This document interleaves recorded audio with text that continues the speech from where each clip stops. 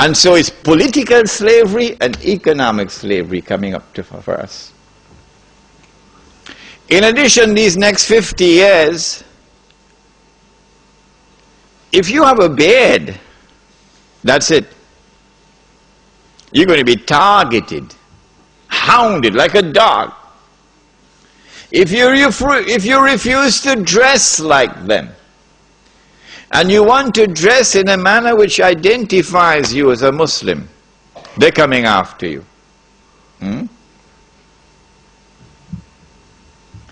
You say, I don't want to be part of the blue jeans Jamaat. If you're 17 years of age tonight, I hope you're listening, son. They're coming after you. Because your way of life as a Muslim is going to be ghareeb. That's the word, ghareeb. Something strange, something different from the global society and its universal, uniform way of life. And so life is going to become increasingly difficult these next 50 years. You lose your job because you refuse to take a drink of whiskey. I was interviewed by the government of Trinidad and Tobago for the post of a foreign service officer in the Ministry of Foreign Affairs.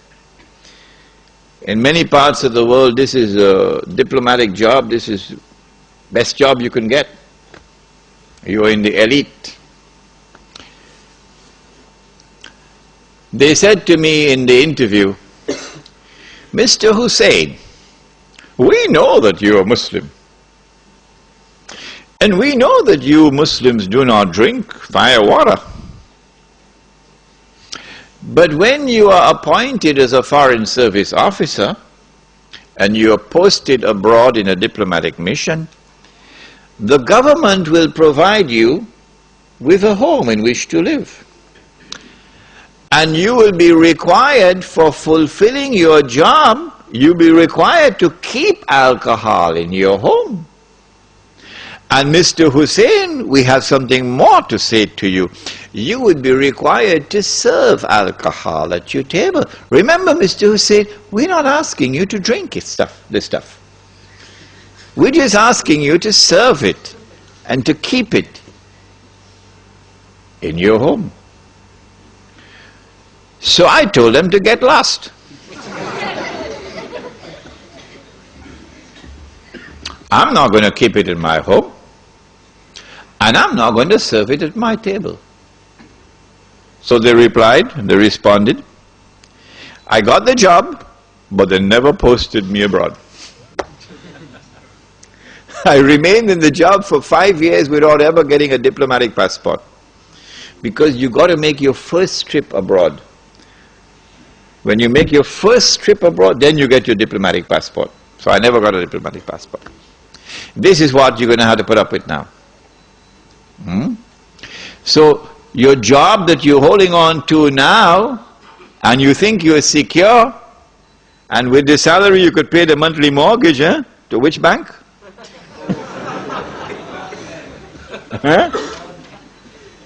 And you have this lovely car in a nice suburb of Sydney, and you praise the Lord for the good life. Remember, if you wish to be sincere to Islam, you're going to lose your job. What are you going to do when you lose your job?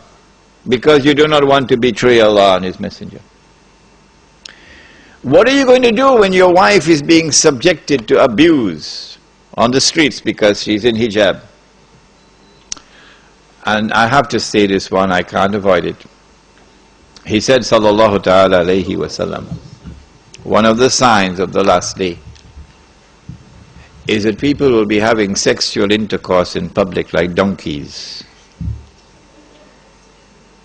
And the most honorable man of that time will be one who passes by and sees this couple having sexual relations in public. And he says to the man, can't you at least take her behind the wall? The signs are very plain and clear, and none of you can deny it tonight, that we are well on our way to that day. I met someone in Kuala Lumpur belonging to the Naqshbandi Sufi order. And this man said to me, he said, "Sheikh, that's not tomorrow. I've already seen that. I have seen that on a street of Tokyo in Japan. I saw with my own eyes people having sex in public like donkeys." Okay? This man is in Tokyo. If they're not doing it on the street now, like donkeys, they're doing it in other places. But it's going to come onto the streets. My question to you is, what are you going to do? When you're in political slavery, when you're in economic slavery, when you're part of a global society now which is demonizing you, you're losing your jobs, your wife is being abused, and now your children have to see these things before their eyes, what are you going to do? My answer is, if you're comfortable with that, you can stay in downtown Sydney. But if you're not comfortable with it, then you'll be interested in the rest of the lecture.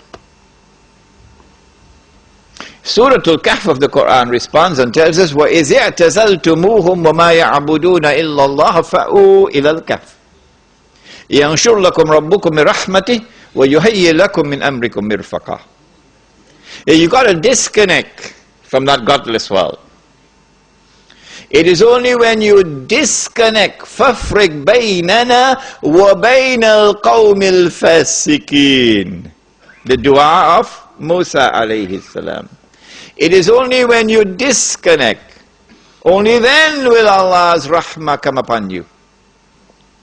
How do we disconnect? Well, you go back to Bangladesh, it's the same Gog and Magog world order. You go Karachi, it's the same like downtown Manhattan. How do you disconnect? The answer is, you've got to get out of the godless cities, because the world of globalization is witnessing the countryside being denuded and the masses moving into the cities, of course, to provide cheap labor. As the masses move into the cities, you now have, for the first time in history, mega cities. 10, 20 million people in a city. So we move in the opposite direction from the rest of mankind. That is hikmah. Allah is impressed now by the Muslim who moves in the opposite direction from the global society.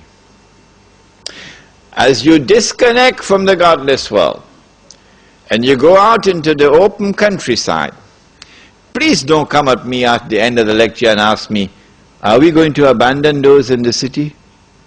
Are we going to have da'wah in the city? Do not come with that question at the end of the lecture. Because we are not isolating ourselves. No. In fact, we can do far more da'wah from that village than we can from downtown Sydney. We go and buy land where land is cheap, and where there's water, fertile land.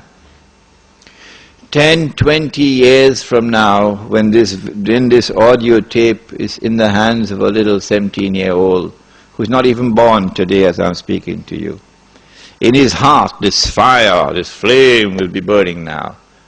I want to go and do it. Go and buy land where land is cheap and where there's water. And you're far enough away from the godless world. The farther you are away, the better it is. And go and establish Allah's deen. Not at the macro level, because that's not possible, but at the micro level, because that is possible. In this Muslim village, you're not going to abandon jihad. Oh no! The Muslim village cannot threaten the state. Absolutely clear.